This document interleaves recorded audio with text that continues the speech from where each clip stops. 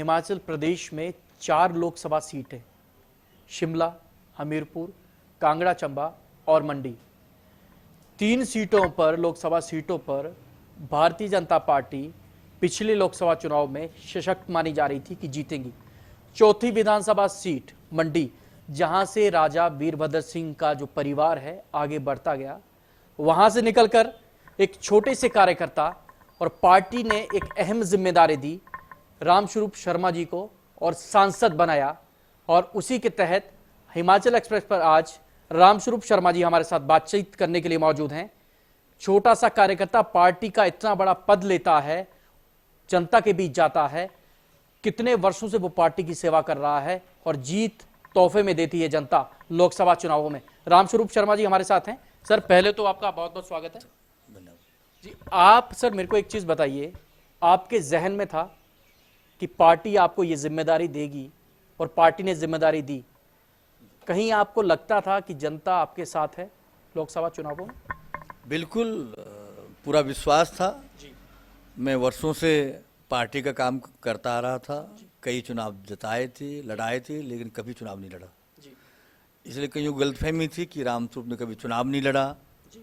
लेकिन पार्टी के महत्वपूर्ण दायित्वों पर अब भी था और अब भी हूँ। जी। जनता मंडी पार्लियामेंट ऐसी सीट है देश का सबसे दूसरा बड़ा चुनाव है। 3 जनजातीय हल्के आते हैं और यहाँ की परंपरा रही। मैं 16वां सांसद बना, इससे पहले 15 सांसद से, उसमें से 13 राजे और रानियां ही बने थे। जी जी, वही बात। तो इसलिए कुछ जनता में अपनापन था। जनता चाहती थी कि ये छोटी काशी मंडी के नाम से विख्यात और यहाँ एक नयापन आए। और दूसरा, माननीय प्रधानमंत्री नरेंद्र मोदी जी का पूरे देश भर में जनता खड़ी हो गई थी कि उनको प्रधानमंत्री बनाना चाहती थी।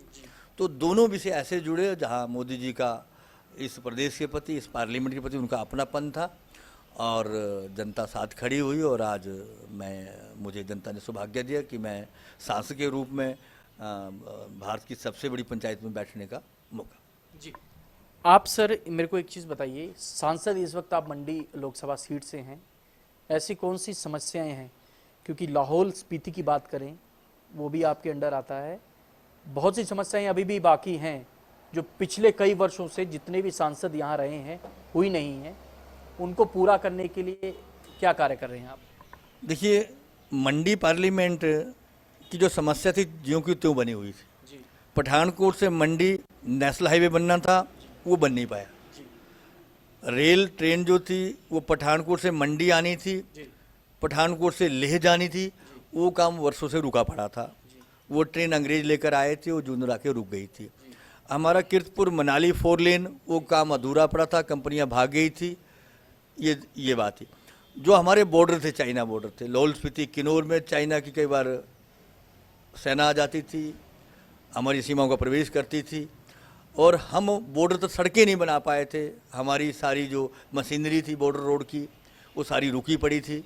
तो पहला काम तो ये किया कि कम से कम मेरी जो बॉर्डर की सड़कें हैं, सुरंगें हैं, वो काम पूरा हो। पार्लियामेंट में विषय उठाया, आज बॉर्डर तो सड़कें बनी हैं, काम चले हुए हैं और मुझे विश्वास है ये भानुपली, बिलासपुर, ले, पठानकोट, मंडी, ले, इसका बजट में प्रावधान हुआ है और ट्रेन टू चाइना के नाम से ये ट्रेन लेह पहुंचेगी।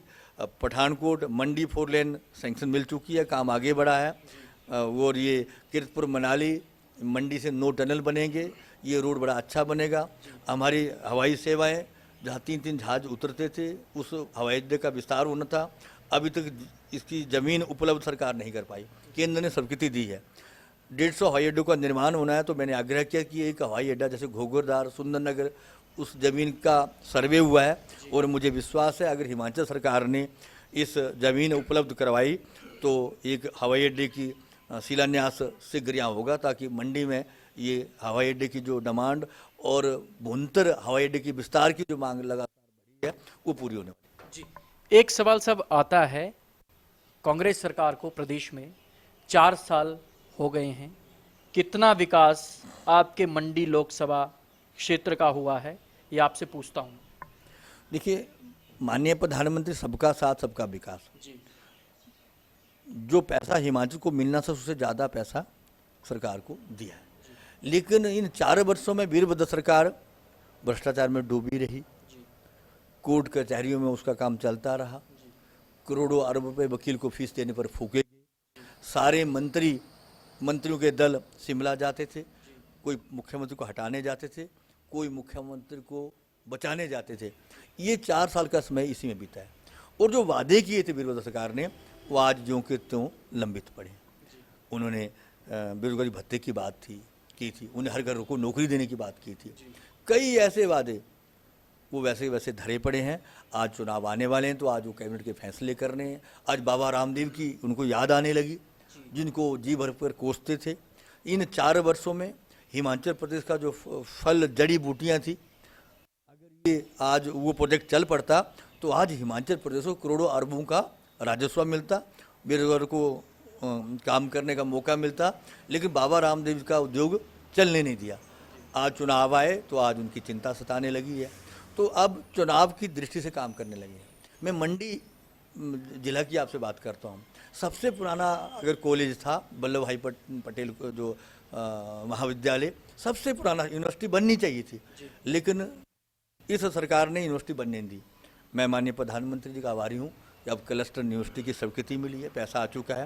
मंडी में भी एक यूनिवर्सिटी के रूप में स्थापित होगी ताकि मेरे इस मंडी पार्लियामेंट के लोगों को शिमला जाना न पड़ेगा। तो कई ऐसे काम जो विशेष काम सरकार ने किए, लेकिन वीरभद्र के काम आज अगर उनसे पूछा जाए कि आपने कौन से ऐसे काम किए, उनके पास कोई इसका जवाब नहीं। केवल मात्र वो दिखावा कर रही है, अपने घोषणाओं को पूरा ना करना।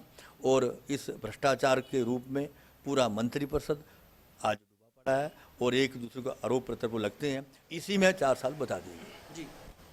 क्या सर ये आप मानते हैं कि मुख्यमंत्री जो हिमाचल प्रदेश के वीरभद्र सिंह हैं सिर्फ और सिर्फ घोषणाएं करते हैं या काम भी करते?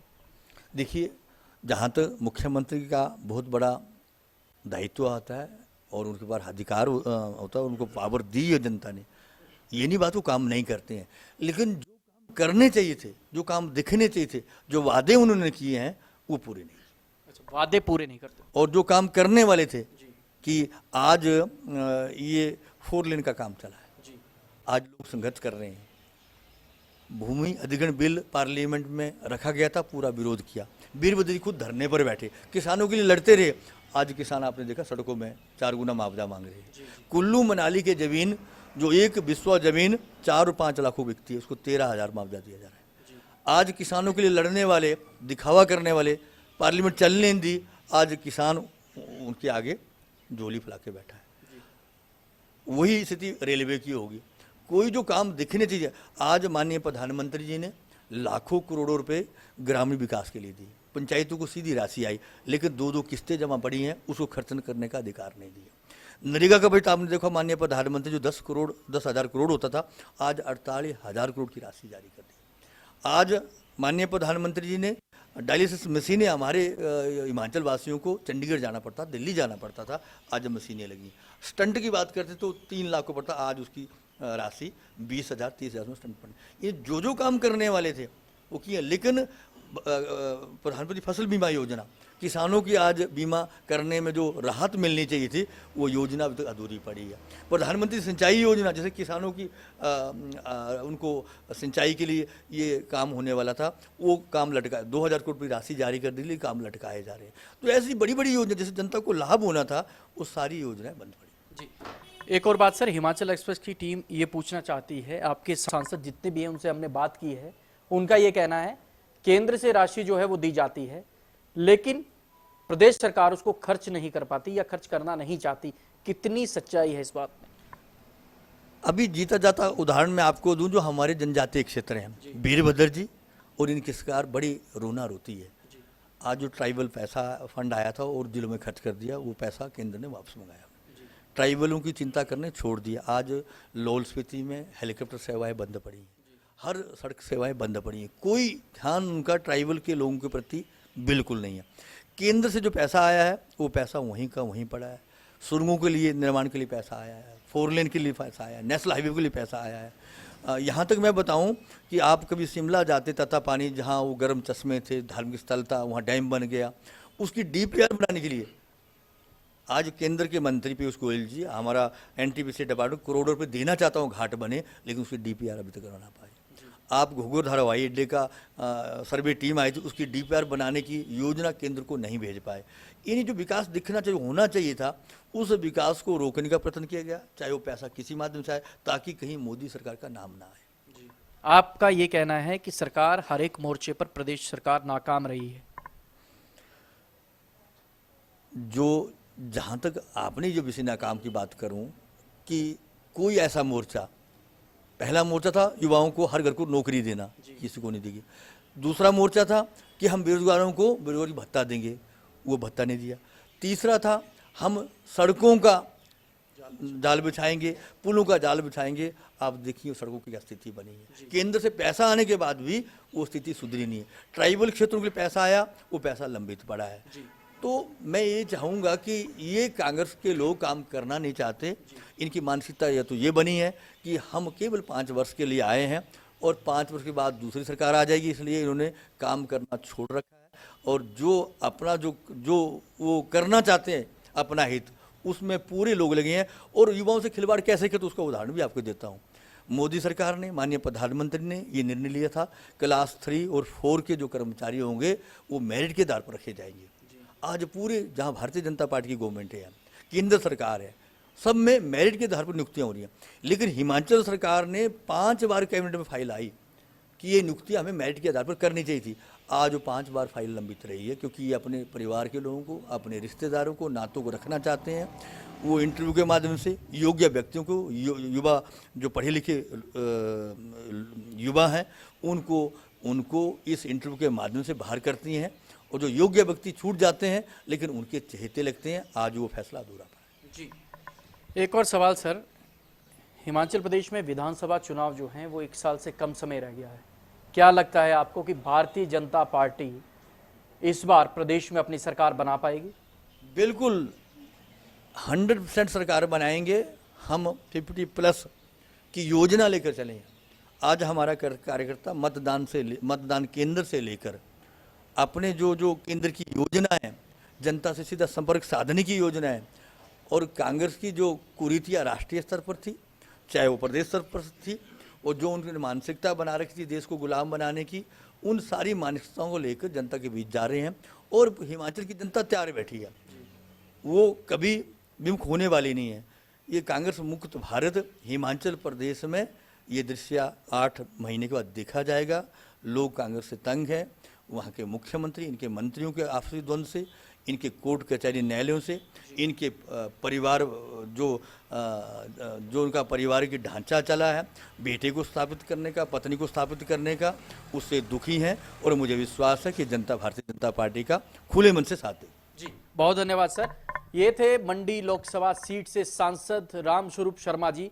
इन्होंने सीधे तौर पर सरकार पर यह गंभीर आरोप लगाए हैं कि सरकार हर एक मोर्चे पर नाकाम रही है और जितनी भी जो व्यवस्था होनी चाहिए वो व्यवस्था ना के बराबर है। और इनका कहना है भारतीय जनता पार्टी अगर प्रदेश में अपनी सरकार बनाती है तो जो काम रुके हुए हैं वो उनको दोबारा से पूरा करने की कोशिश करेंगे।